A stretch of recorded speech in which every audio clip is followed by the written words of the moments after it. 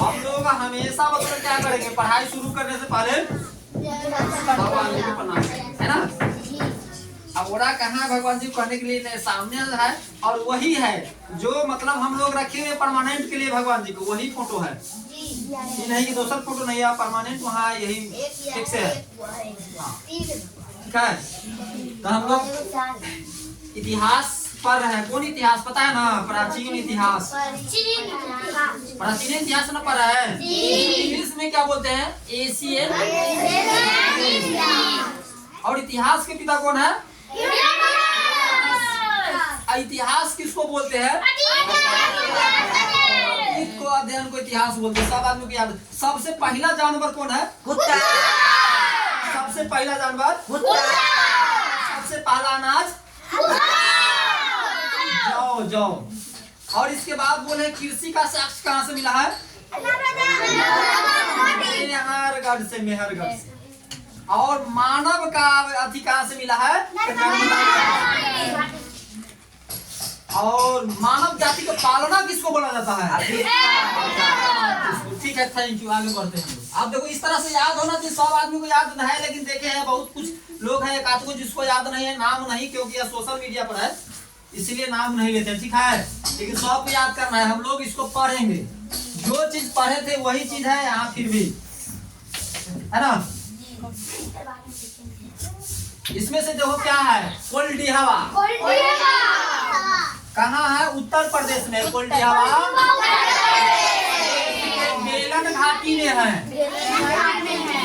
यहाँ से प्राचीनतम क्या है? प्राचीनतम चावल के साथ मिला कब? 6000। समझ में सब आदमी को आ रहा है। इसके बाद क्या कह रहा है? बुजुर्ग होम। बुजुर्ग होम कहाँ है? यहाँ से गर्तवास का प्रमाण मिला। मतलब मालिक के लिए घर अलग रहता था और लोगों के लिए घर अलग रहता है ना। गरीब आदमी के लिए अलग, मान लीजिए बड़े लोग हैं उसके लिए घर ऊपर और गरीब लोग उसके लिए नीचे।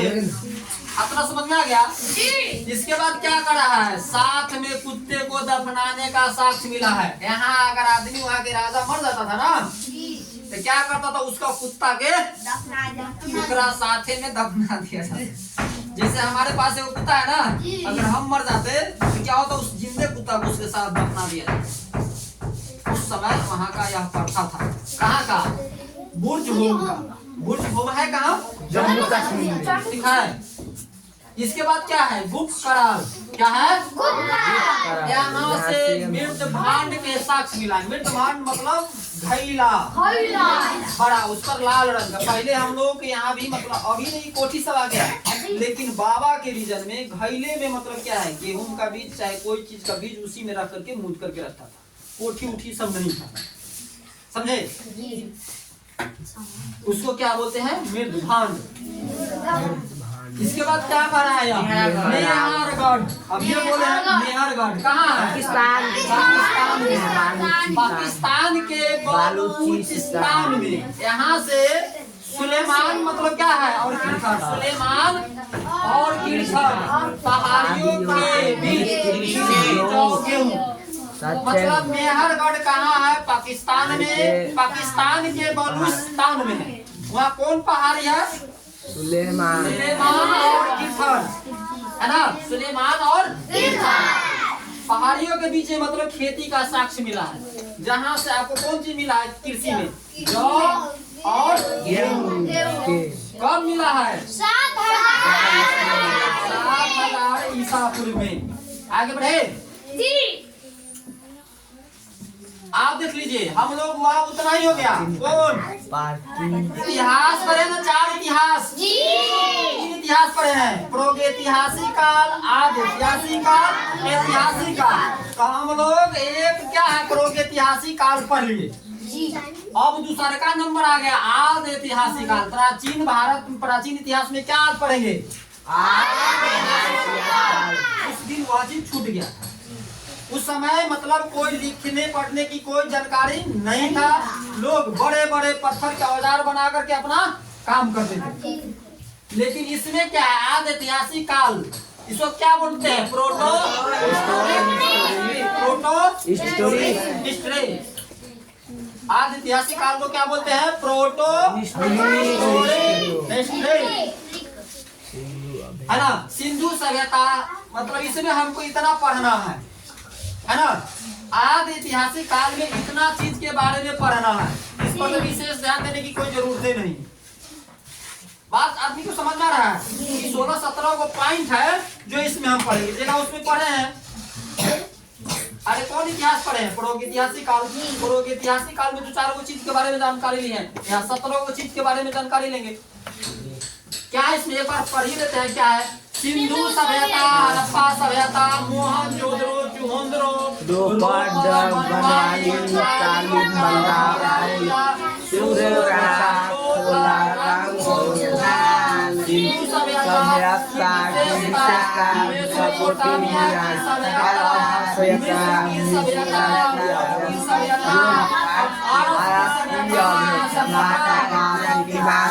के बारे में हम लोग को जानकारी करना है, जो आगे पढ़ेंगे।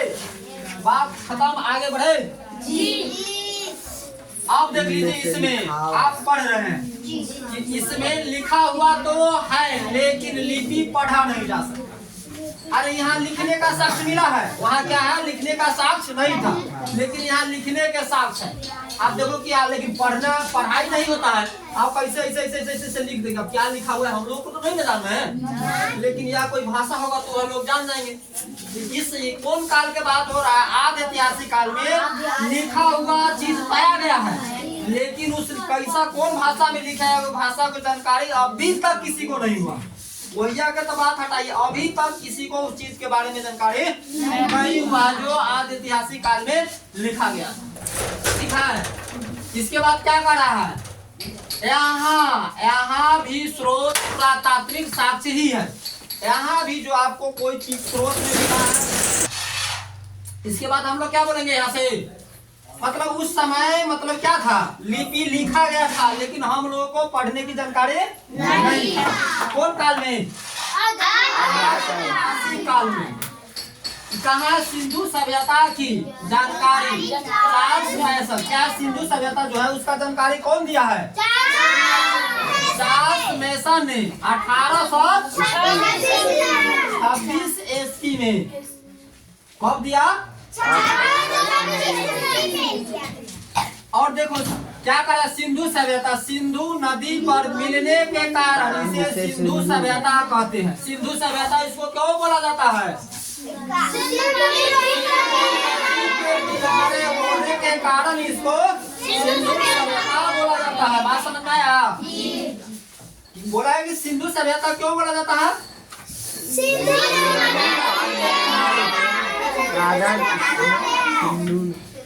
और क्या करा? पहली खुदाई हड़प्पा से हुई, इसलिए इसे हड़प्पा सभ्यता भी कहा जाता है। सिंधु सभ्यता को ही हड़प्पा सभ्यता कहा जाता है। बात समझ में आया सभी आदमी को? आगे बढ़े। सिंधु सभ्यता क्या है? सिंधु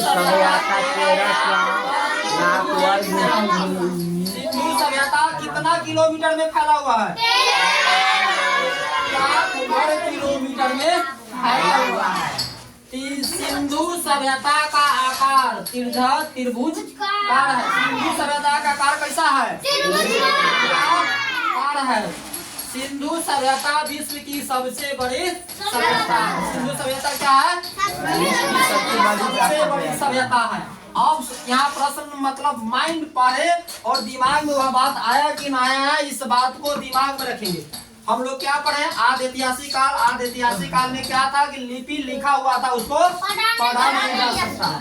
इसका खूब मतलब जानकारी कौन दिया था? तो चार्ल्स मैसन ने कब दिया था? 1826 में। सिंधु सभ्यता क्यों बोला जाता है? तो सिंधु नदी के किनारे होने के कारण इसे हड़प्पा के खोदाई हुआ, जिसके कारण इसको ही हड़प्पा सभ्यता, सिंधु सभ्यता को ही हड़प्पा सभ्यता बोला जाता है। सिंधु सभ्यता कितने दूर में फैला हुआ है? सिंधु सभ्यता की आकार कैसा है? सिंधु सभ्यता विश्व की कैसा सभ्यता है? सभ्यता। ठीक है, आगे बढ़े। आगे यहाँ देखो सिंधु सभ्यता के चारों तरफ, जैसे हम लोग आप लोगों को चौहद्दी पढ़ाते हैं, सिंधु सभ्यता की चौहद्दी, तो सिंधु सभ्यता की मतलब चौहद्दी मतलब क्या होता है? चारों तरफ। उत्तरी सीमा, उत्तरी सीमा पर क्या है? चिनाब नदी के तट पर।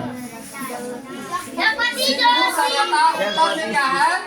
जम्मू कश्मीर, है ना, कश्मीर के मंडा। और नदी का क्या नाम है? कहाँ है? नदी के तट पर है। उत्तर में सिंधु सभ्यता कहाँ तक है? चिनाब नदी के तट। चिनाब नदी के तट पर, जिसका जानकारी कौन दिया था?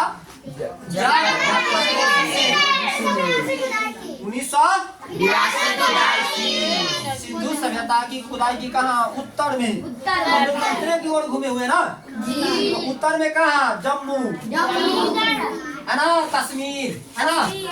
यहाँ क्या है? कश्मीर के मांडा, मांडा मतलब वहाँ के जिला का नाम होगा, चिनाब नदी के तट पर है, जिसका जानकारी खुदाई कौन किया था? जगपति जी ने। कब? उत्तर के जानकारी हो गया था। अब इधर आ गया दक्षिण।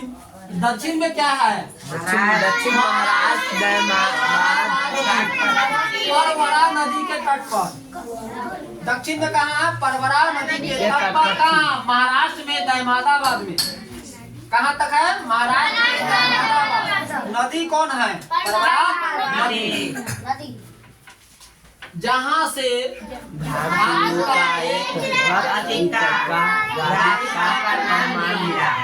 मतलब कौन करी, मतलब एक धातु का तो है इक्का रथ, है ना। रथ का क्या नाम है? इक्का गाड़ी। इक्का गाड़ी कहाँ से मिला है? महाराष्ट्र के दहमादाबाद से। महाराष्ट्र के दहमादाबाद से। कौन सभ्यता में? तो सिंधु सभ्यता में। बात समझ में आ रहा है सबको? इसके बाद पूर्वी सीमा कहाँ है? उत्तर प्रदेश, आलमगीरपुर में। कौन नदी पर? नदी के किनारे, जिसका उत्खनन बौद्ध शर्मा हुआ। जैसे कि यह स्कूल हमारे नेतृत्व में चल रहा है, उस तरह से उसका नेतृत्व कौन किया था?